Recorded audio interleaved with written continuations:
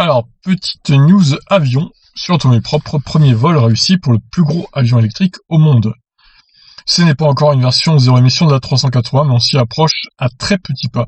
Capable de transporter jusqu'à 14 passagers, le plus gros avion électrique du monde a bouclé son premier vol d'essai. Voilà, 14 passagers, c'est déjà pas mal. Et si l'avion électrique idéal était tout simplement un modèle converti, alors que plusieurs startups travaillent sur des prototypes entièrement nouveaux, les seuls vols zéro émission réalisés ont été par des appareils dont le moteur thermique a été remplacé par un moteur électrique. Fin 2019, le premier avion commercial à batterie, un 2 Avian Beaver DHC2 transformé, lançait son premier vol il y a quelques jours. C'est un Cessna 208B Grand Caravan, tout aussi électrifié, qui inaugurait le vol du plus grand aéronef commercial zéro émission du monde. Les deux appareils partagent une technologie très similaire, et notamment leur moteur électrique de 761 chevaux, fourni par Manix. Décollé le 28 mai de l'aéroport de Grand County, au nord-ouest des États-Unis, le Cessna a réussi un premier vol d'essai de 30 minutes à une altitude maximale de 762 mètres, donc 2500 pieds. Selon Aero TEC, qui a conçu l'appareil, il a consommé l'équivalent de $6, donc 5,40 € d'électricité, alors que la version thermique aurait nécessité plus de 270 € de carburant. Ah oui, quand même.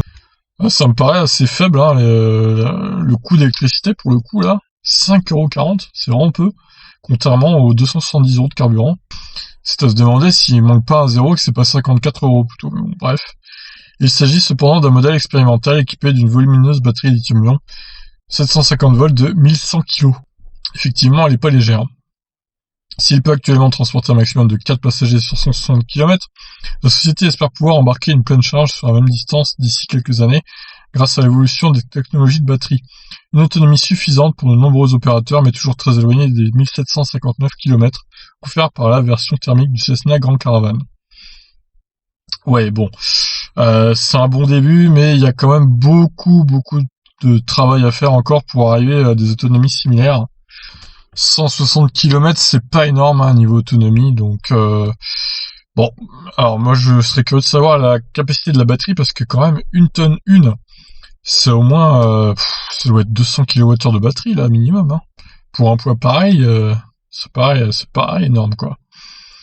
Bon, sur ce, moi je pense qu'il y a un petit souci quand même avec le coût d'électricité, parce que si vraiment la batterie fait 200 kWh minimum, à mon avis, c'est plutôt 54 € d'électricité et pas 5,40 €. Hein. Je vois pas comment c'est possible. Bon, voilà, après, ça, c'est des chiffres à revoir, je pense. Voilà, qu'en pensez-vous de cet avion électrique? Je vous laisse réagir. Ciao.